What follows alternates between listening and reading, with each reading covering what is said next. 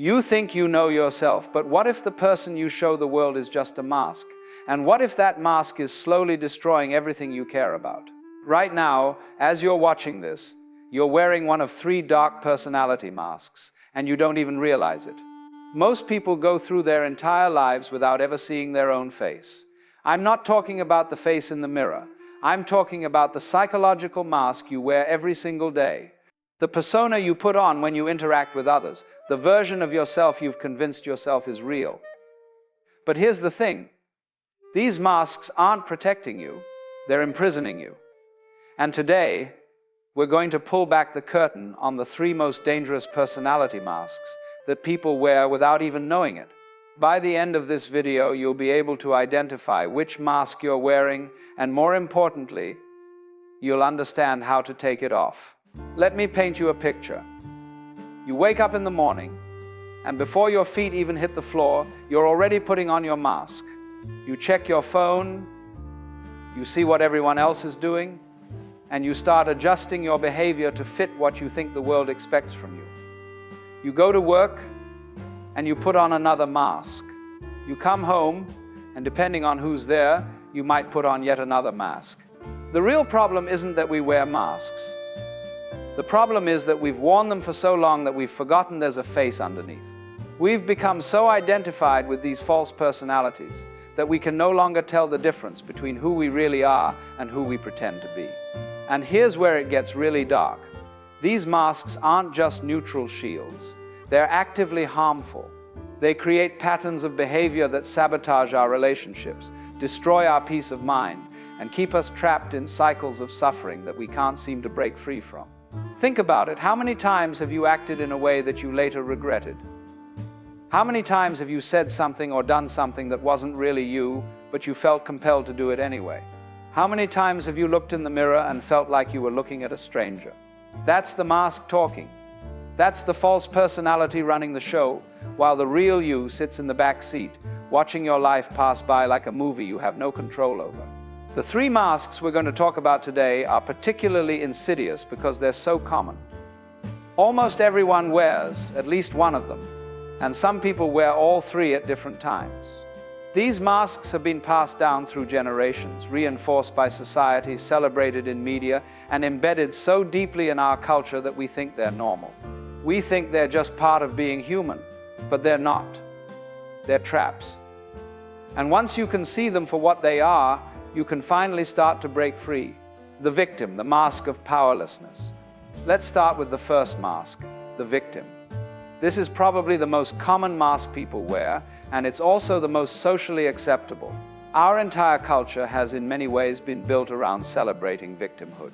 We're taught from a young age that when something bad happens to us, we're supposed to identify with that experience.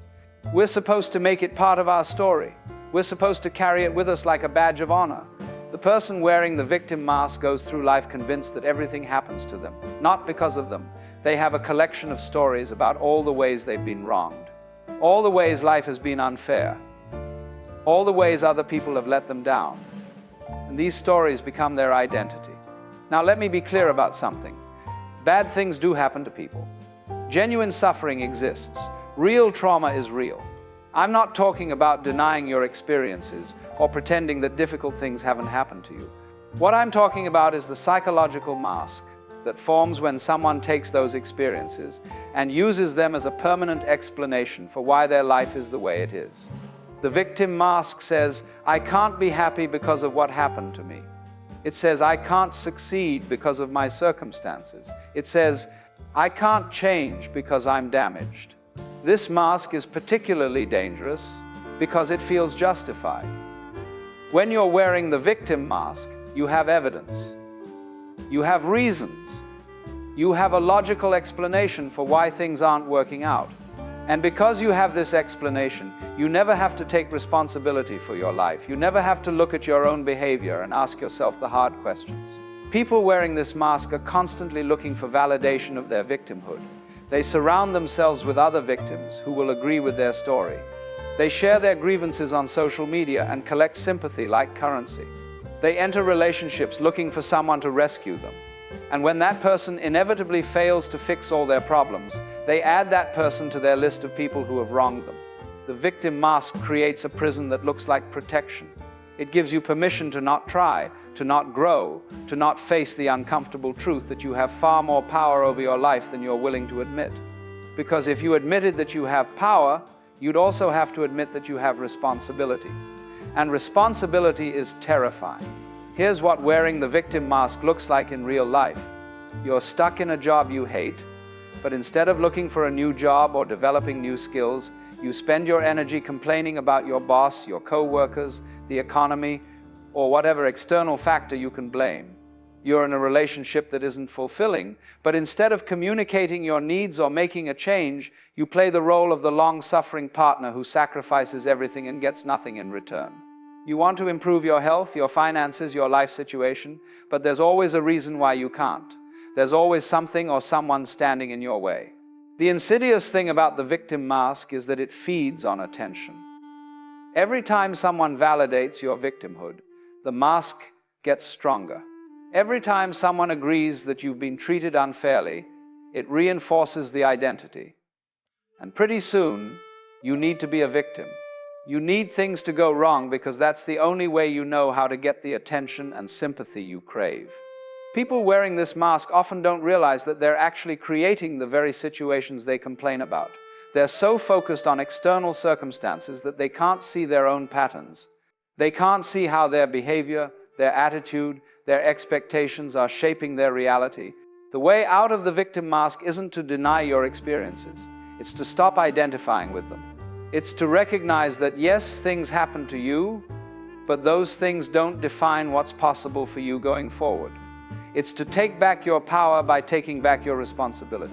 When you take off the victim mask, you might discover something uncomfortable. You might discover that you've been using your past as an excuse. You might discover that you've been avoiding the work of actually changing your life because it's easier to blame your circumstances. But you'll also discover something liberating. You'll discover that you have agency. You have choice. You have the ability to write a different story. The superior, the mask of false confidence. Now let's talk about the second mask, the superior. This is the mask of the person who has convinced themselves that they're better than everyone else, that they're smarter, more enlightened, more aware, more successful, more important. This mask shows up in a lot of different ways, but the core is always the same, a desperate need to feel above others. The person wearing the superior mask walks into every room with an invisible measuring stick, constantly comparing themselves to everyone around them and making sure they come out on top. They need to be right. They need to win. They need to prove their worth by diminishing others. On the surface, this mask looks like confidence. It looks like strength. It looks like someone who has it all figured out. But underneath, it's actually the opposite. The superior mask is worn by people who are deeply insecure, who are terrified of being ordinary, who can't stand the thought that they might just be another human being, struggling through life like everyone else. This mask says, I'm better than you, therefore I'm safe. It says, as long as I can prove my superiority, I don't have to face my own inadequacy. It says, my worth comes from being above others. What makes this mask so dark is how it destroys relationships. When you're constantly trying to be superior, you can never truly connect with another person. You can't be vulnerable. You can't admit when you're wrong. You can't learn from others because that would mean acknowledging that they know something you don't. Every interaction becomes a competition that you have to win. People wearing the superior mask often disguise their superiority as helpfulness. They're the ones who are always giving unsolicited advice, always pointing out what other people are doing wrong, always making sure everyone knows how much they know. They frame it as caring, but really it's about maintaining their position above others. This mask shows up in the workplace as the person who always has to be the smartest person in the room. They interrupt others, dismiss ideas that aren't theirs, take credit for group efforts, and get threatened when someone else gets recognition. They're not team players because they don't see themselves as part of a team. They see themselves as the star surrounded by supporting actors. In relationships, the superior mask is devastating. Imagine being in a relationship with someone who can never admit they're wrong, someone who always has to have the last word, someone who makes you feel small so they can feel big, someone who turns every disagreement into a debate they have to win. That's what this mask does.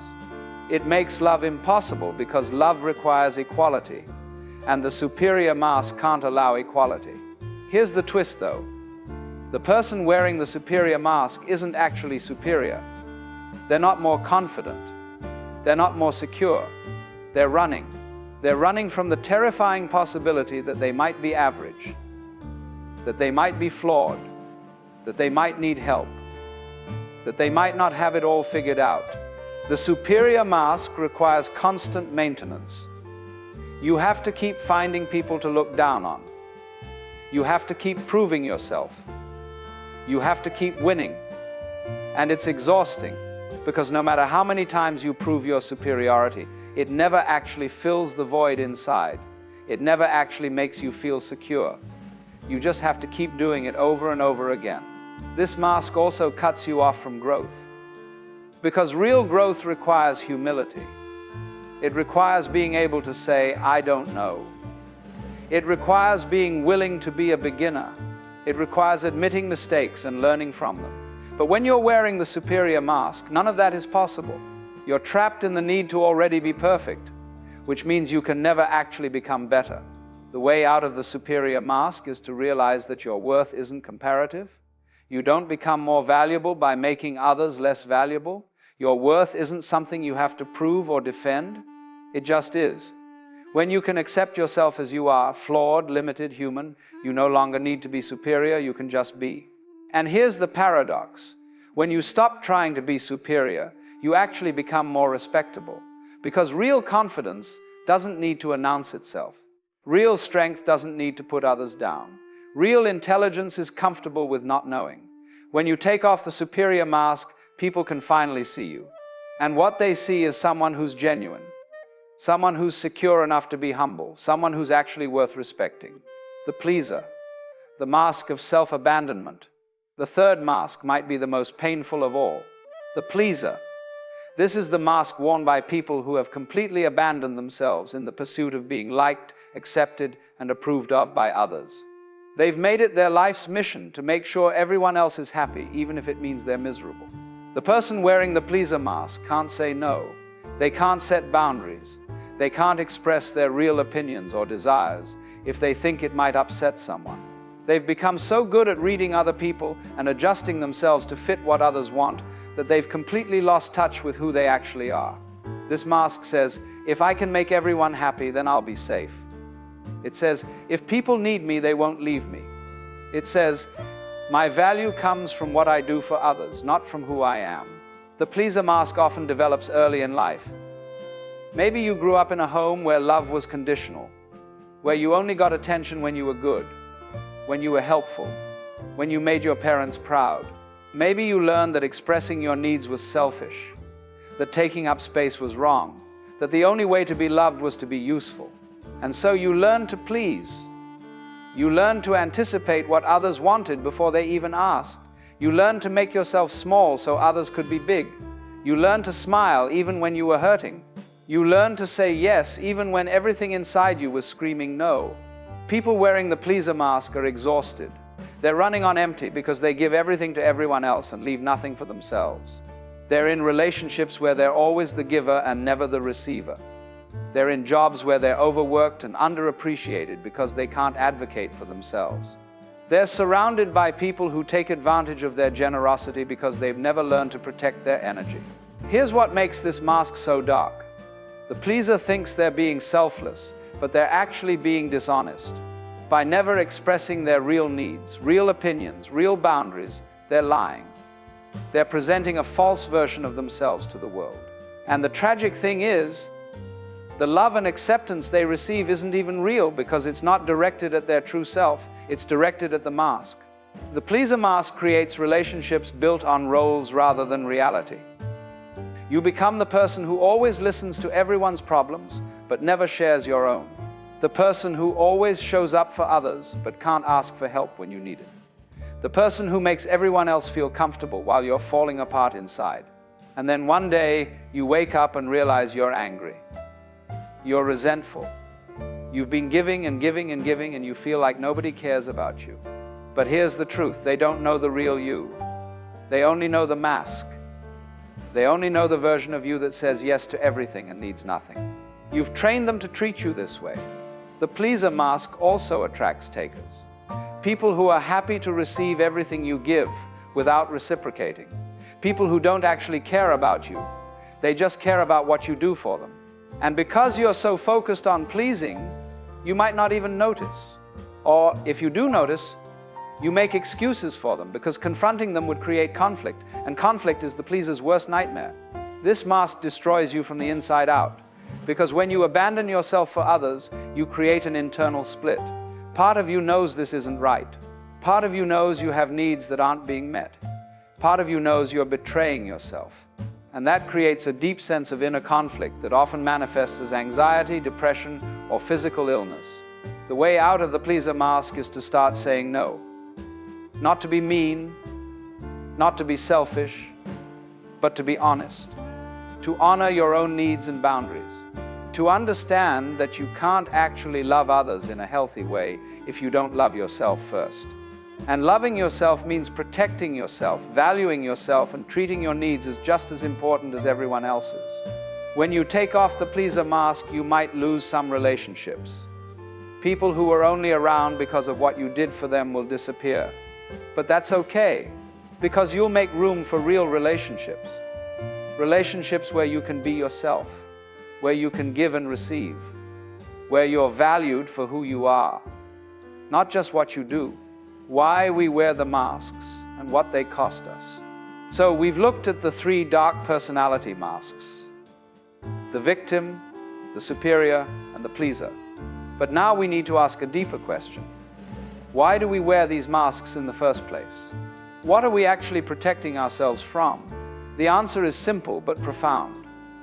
We wear masks to protect ourselves from rejection, from inadequacy, from the fear of not being enough. Every mask is a survival strategy. It's a way of navigating a world that feels dangerous and unpredictable. It's a way of trying to control how others see us because we believe that if they see the real us, they'll leave. The victim mask protects us from the responsibility of change. The superior mask protects us from the fear of being ordinary. The pleaser mask protects us from the fear of being unwanted. Each mask offers a kind of safety, a way of organizing our experience that makes the world feel more manageable. But here's what we don't realize when we first put on these masks. They don't actually keep us safe. They imprison us. They cut us off from reality, from genuine connection, from our own humanity. And the longer we wear them, the more we forget that we're wearing them at all. The cost of these masks is enormous. They cost us our authenticity, our peace, our joy, our ability to truly connect with other people. They cost us our mental health, our physical health, our spiritual health. They keep us trapped in patterns that don't serve us, repeating the same mistakes over and over again, wondering why our life never seems to change. Think about it. If you're wearing the victim mask, you're living in the past. You're constantly reliving old wounds, old hurts, old injustices. You're not present. You're not available for the opportunities and possibilities that exist right now because you're too busy being defined by what happened before. If you're wearing the superior mask, you're living in constant competition. You can never rest. You can never just be. You're always comparing, always defending, always trying to prove something. And that means you're never actually experiencing life. You're too busy trying to win it. If you're wearing the pleaser mask, you're not living your life at all. You're living everyone else's life. You're so focused on making others happy that you've forgotten what makes you happy. You've forgotten what you want. You've forgotten who you are. All 3 masks have something in common. They're based on the belief that you're not okay as you are, that you need to be someone else, to be safe, to be loved, to be valued. And that belief is a lie. The truth is, you were okay all along. The real you, not the victim, not the superior one, not the pleaser. The real you is already whole, already complete, already worthy. You don't need to prove anything. You don't need to protect anything. You just need to stop hiding. But taking off the mask is scary, because when you take off the mask, you're vulnerable, you're exposed. You don't have your familiar strategies to fall back on. You have to face the world as you actually are, and you have to trust that that's enough. Taking off the mask. the path to authentic living. So how do we take off these masks? How do we start living authentically after years, maybe decades, of hiding behind false personalities? The first step is awareness. You can't change what you can't see. You have to start paying attention to your own behavior. When do you put on the mask? What triggers it? What are you afraid will happen if you don't wear it? Start noticing the patterns. Notice when you're playing the victim, when you're making excuses, when you're blaming others for your situation. Notice when you're trying to be superior, when you're competing instead of connecting, when you're putting others down to feel better about yourself. Notice when you're pleasing, when you're saying yes but meaning no, when you're abandoning your own needs to meet someone else's. Just notice. Don't judge yourself. Don't try to fix it right away. Just become aware of the mask and when you're wearing it. The second step is to understand why. What is the mask protecting you from? What are you afraid will happen if you take it off? Usually, underneath the mask is a deep fear. The victim is afraid of responsibility. The superior is afraid of inadequacy. The pleaser is afraid of rejection. You have to be willing to feel that fear, not to drown in it, but to acknowledge it, to see it for what it is, an old survival mechanism that's no longer serving you. That fear made sense at some point in your life. It helped you survive a situation that was genuinely difficult, but you're not in that situation anymore. You don't need that protection anymore. The third step is to practice taking the mask off in small, safe ways. You don't have to transform overnight. You can start with low-stakes situations. If you're a victim, try taking responsibility for something small. Instead of blaming traffic for being late, acknowledge that you left late. Instead of blaming your mood on external circumstances, acknowledge your choice in how you respond. If you're wearing the superior mask, practice admitting when you don't know something. Practice asking for help. Practice listening to someone else's perspective without trying to prove them wrong. Practice being a learner instead of an expert. If you're wearing the pleaser mask, practice saying no. Start with small things. Say no to a request that you don't have time for. Express a preference when someone asks what you want. Set a boundary, even if it makes someone temporarily uncomfortable. Each time you take the mask off, even for a moment, you prove to yourself that you can survive without it. You prove that you don't need that protection. And slowly, gradually, it becomes easier. The fourth step is to find people who can see you without the mask. This is crucial. You need at least one person in your life who knows the real you and accepts you as you are. Someone you don't have to perform for. Someone you can be vulnerable with. Someone who won't use your honesty against you. This might be a close friend, a family member, a therapist, or a support group. It doesn't matter who it is, as long as it's someone safe.